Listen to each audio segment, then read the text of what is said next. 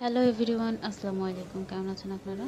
আজকে আমার জীবনের কিছু অভিজ্ঞতা আমি আপনাদের সাথে শেয়ার করব আজকে। এর জন্য আজকে এই ভিডিওটা দেওয়া। আপনারা এই যে ভিডিওতে যেই লেখাগুলো আসছে এগুলো দেখতে পারেন, আপনাদের নিজেদের কাজে লাগতে পারে। তো আমি ভিডিওটা দিয়ে আমি আমার কিছু অভিজ্ঞতার কথা শেয়ার করছি। সেটা হচ্ছে আমার জীবন মাকে অনেক কষ্ট করতে দেখেছি এবং শুনেছি তার অনেক কষ্টের কথা। সে অনেক কিছু সাফার করেছে তার শারীরিকভাবে, তার সন্তান নিয়ে, তার এমনিতে ম্যাক্সিমাম অনেক কিছু নিয়ে। যা হোক, এমনিতে তো ক্রাইসিস তো সব ফ্যামিলিতেই থাকে কম বেশি, কিন্তু আমার কাছে মনে হয় যার যার ক্রাইসিসটা, যার যার প্রবলেমগুলো তার কাছে সেটা আকাশ সমান অনেক বেশি। তো আমার মা, আমার বাবা, আমার ভাই, আমার কাছে এই অসুখ বিসুখটা একটা আতঙ্কের নাম। মানুষ অসুস্থ হয়, অসুস্থ হবে স্বাভাবিক। সব সময় মানুষ সুস্থ থাকে না। আর অসুস্থতা আল্লাহ তাআলার দেওয়া একটা নিয়ামতও, কিন্তু তারপরেও আমাদের কাছে এটা একটা খুবই অনেক বড় একটা আতঙ্কের নাম। কারণ আমরা অনেক কিছু সাফার করেছি। আমরা বলতে আমি ছোট ছিলাম, আমাকে খুব কমই সাফার করতে হয়েছে, কিন্তু আমার মা বাবা আর আমার ভাইকে অনেক সাফার করতে হয়েছে এসব নিয়ে।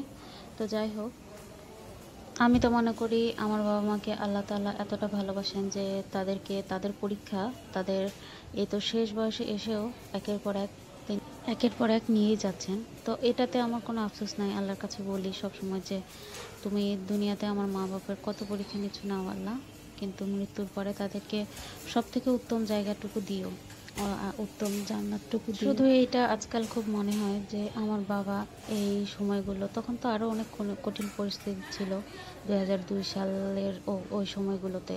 কারণ তখন এরকম ভালো কোনো চিকিৎসার উন্নত ব্যবস্থাও ছিল না। যা ছিল ওইটা উন্নত তখনকার সময়ের। তবে তবে এখনকার মতো তো কখনোই উন্নত ছিল না। অনেক দৌড়াদৌড়ি করতে হয়েছে, অনেক সাফার করতে হয়েছিল। তখন ভাইয়া ছোট ছিল, আমি ছোট ছিলাম। আমি তো একদম পিচ্চি, আর আপুও ছোট ছিল। তো আব্বুই বেশিরভাগ সময় আম্মুকে নিয়ে থাকতো ঢাকায়, খালামণির বাসায়। তো ওই সময়টাতে অবশ্য আম্মুর পাশে খালামণিরাও ছিল। আমার আরও কয়েকটা খালামণি আছে, তারাও ছিল। ছোট খালামণির কাছ থেকে সেদিন আম্মুর এই কথাটা শুনে আমার এত খারাপ লেগেছিল যে আগের যুগে বলতে 2002 সালের দিকে যখন যে কোনো একটা টেস্ট করাইতে হতো আম্মুর, তো এক একটা টেস্ট করানোর সময় আম্মু নাকি সেন্সলেস হয়ে যেত। আর সেন্সলেস হওয়ার পরে একটা টেস্ট করার জন্য একটা দিন মিনিমাম তাকে হাসপাতালে থাকতে হতো, তার জ্ঞান না ফেরা পর্যন্ত। তো জাস্ট এই কথাটা শোনার পর আমার এত খারাপ লাগছিল ওই দিন, যা বলার বাইরে। আম্মু এগুলো কখনো আলোচনা তোলে ঠিকই, কিন্তু কাউকে বলতে দিতে চায় না। চিন্তা করি যে মানুষটা এতটা মানে ভয় কেন পায় এসব, মানে উন্নত চিকিৎসা তারপরেও মানুষটা এত কেন ভয় পায়। তার উপর দিয়ে যা গেছে আল্লাহ তাআলা মাফ করেছেন। তারপর তার মেজর যে অপারেশন হয়েছিল, 12 ঘন্টার অপারেশন, আসলে এগুলা শোনার পর সেদিন খুব খারাপ লাগছিল। আম্মুর ওই দিনও ছোটোখাটো একটা অপারেশনও বলা যায়, অপারেশন হয়েছিল। যেদিন আমি একা ছিলাম, খালামণির কাছে ওগুলাই গল্প শুনছিলাম, আম্মু যখন পোস্ট অপারেটিভে ছিল আর কি।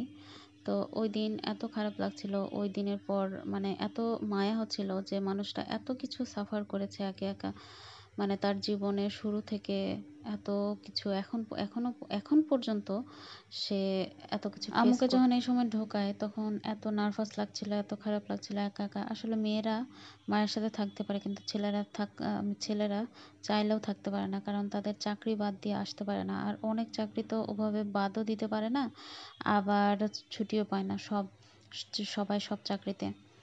তো আমি যেরকম চাকরি থাকলে থাকলো, না থাকলে না থাকলো, চাকরি বাদ দিয়ে মায়ের কাছে এসে থেকেছি, কিন্তু ছেলেরা তো ওইটা পারে না। ছেলেদের তো সংসার চালাতে হয়, চাকরি বাদ দিলে আবার চাকরি পাওয়াটা তো খুব টাফ। তো যাই হোক, এই বিষয়গুলো অনেকে আবার বোঝে না, প্রশ্ন করে বসে যে ছেলে আসে নাই এই সেই। আর যেখানে আমি তার মেয়ে আছি, বড় হয়েছি, মায়ের সব কিছু বুঝি জানি, সব করতে পারি এখন তো। আর সাপোর্ট একজন কেউ লাগে, কিন্তু পরিস্থিতির শিকারে সব কিছু মেনে নিতে হয়, অনেক কিছু বুঝে নিতে হয়, দেখে নিতে হয়। যা হোক, আল্লাহ তাআলা পৃথিবীর সকল বাবা মাকে ভালো রাখুক, সুস্থ রাখুক।